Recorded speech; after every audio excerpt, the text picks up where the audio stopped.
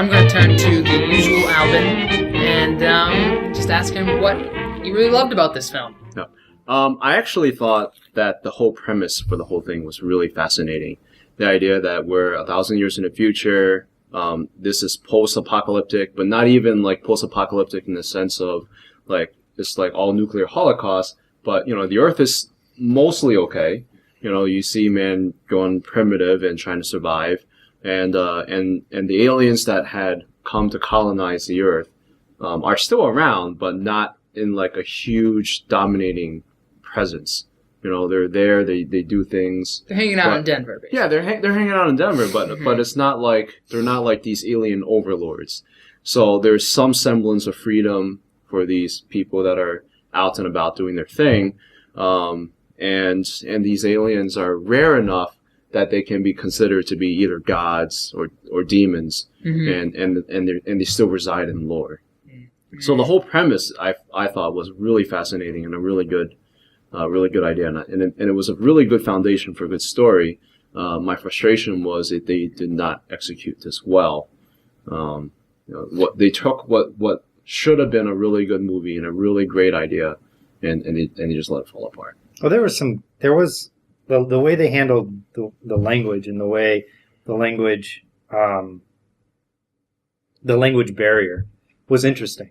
I didn't realize until most of the way through. My wife pointed it out most of the way through the film that these grunts, which seemed ridiculous, were actually, and it was an interesting idea. Yeah. That these sort of ape-like grunts were actually just the way the aliens heard the human beings. Right. And as animals. Yeah, as animals, and saw them as animals. So where language was treated more as a perceived thing rather than a communication. The audience is being really stupid. Yeah. Tom, what did you love about this movie?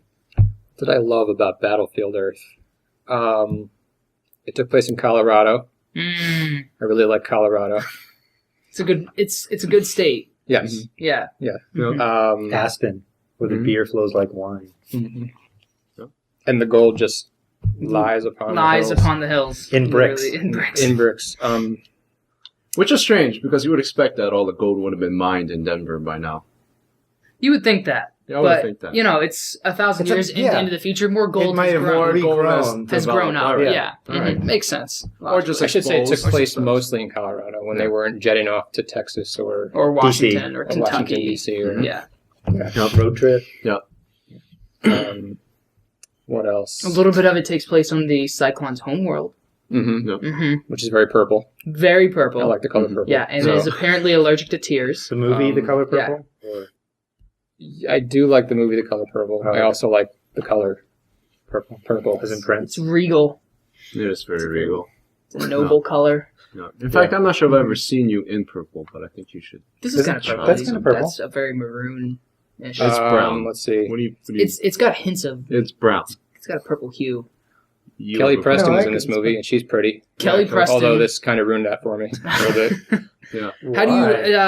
How do you feel about? I thought it was very daring of them to show women with receding hairlines as opposed to men in this film. I thought that was a nice touch to kind of stick it to them. The 2-foot widow's peaks. Yeah, very nice. I appreciated that because. I thought that was interesting, but really, that just ruined Kelly Preston for me. I like my women with hair, not with receding hairlines. She had hair. It was just around the sides. Yeah, it was. I don't know. Natalie Portman in V for Vendetta is pretty attractive. No, I don't think so. No? You don't think so? No, but look at you. You enjoy bald people. Well, I'm not a woman. Are you sure? How did you feel about pretty sure the acting in this film? 2 times I checked. What did you guys feel that the acting kind of... What's the main thematic half? Forrest Whitaker was really going for it. He was trying. He was trying, yes. And Barry Pepper was trying too.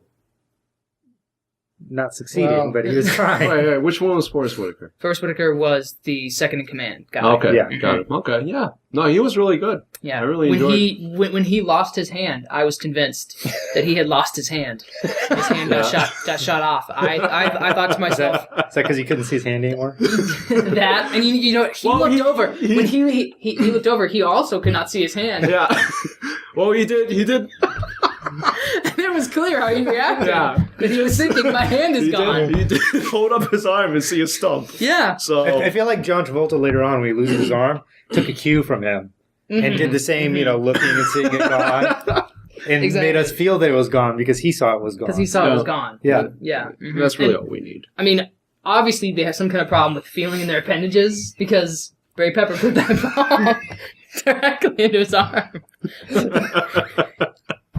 But the other thing, the cinematography in this film, as you mentioned, Denver just shot very pretty, and they shot from some interesting angles. Yeah, some interesting. I feel like they took the idea that Denver has a lot of mountains, and mountains have slopes, so they just shot the entire film sloped. On the slope, yes. On the slope. Interesting. Just yeah. Yeah. It's clearly what they were. Every shot would be alternate. Maybe they didn't have an adjustable tripod, so when they were on the mountain, it just kind of technical specs could have been. We're nitpicking. Yeah. Seriously. I mean, the truth of the matter is, this movie made me think a lot. I was blessed with so much to think about. I mean, me think too. I'm serious here. Most of the time, going throughout this movie, I'm just thinking, what the hell is going on? How was this? Mm-hmm. Battlefield Earth versus Rambo: First Blood Part 2. I loved this movie as a kid. First Blood Part 2. Which one is this? This is the one. This is where he goes back to Vietnam. Yeah, right? he goes back to Vietnam and he meets the girl in a really skimpy dress, and it's amazing. He's taken out of prison. Skimpy dress. And amazing. only he can, for some reason, defeat the Vietnam Army. Makes sense. From he beats prison. the army. Mm-hmm. And it's just awesome. I don't know. I watched it over and over and over. So what happens in Rambo 3?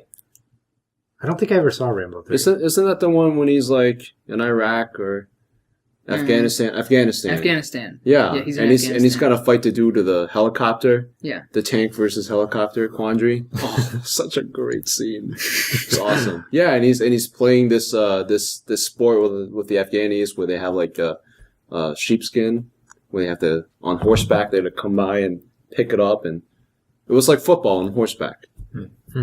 No. I've definitely seen parts of 2 then. I don't know if I've seen 3. Okay. And 4th is the one that came out a couple years ago. That's Rambo. Yeah, I definitely saw that one. Yep. Yeah. No, the third one was actually really cool. I really enjoyed the third one. I can't make a judgment call though between these two because I haven't seen all of them. No, Rambo 2 is third good. are anywhere near as good as First Blood. No, First Blood is actually. I've heard some serious criticisms though about Rambo 2. Really? And it took all the serious stuff that First Blood was issues at First Blood and then just turned it into took that character, right, John Rambo, and just turned him into an action film. An action, yeah. Yeah, well, yeah, there's no doubt about that, but it's still a good action movie. I mean, it doesn't have the political weight that the first one has. And the first one's dealing with stuff like postpartum depression. Yeah, postpartum depression, stuff like that. Not postpartum. Post-traumatic. Postpartum. He was also pregnant in it. Got a baby. Well, and also the way that we treat veterans and things like that. But that was the criticism that I heard, is that because of the change that Rambo 2 made, it does a disservice to actual veterans. And to First Blood in some way. Yeah. Yeah. Because this entire series could have been really complex. I mean, yeah. But because it is such a weird thing that they. I still don't even remember why you're right, why they let him out of prison. It's him who has to go and fight the Vietnam War basically single-handedly. Yeah. And he's not an action hero. The character did not start as an action hero. Yeah. But it's still a good action movie. Okay, so you're choosing over Battlefield Earth. Yes.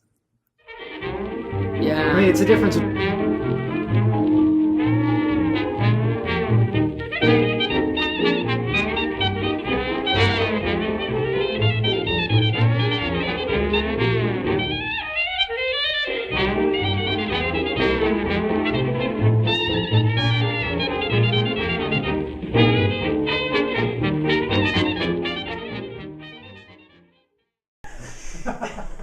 Please. His dreads are so much cooler. That's on camera.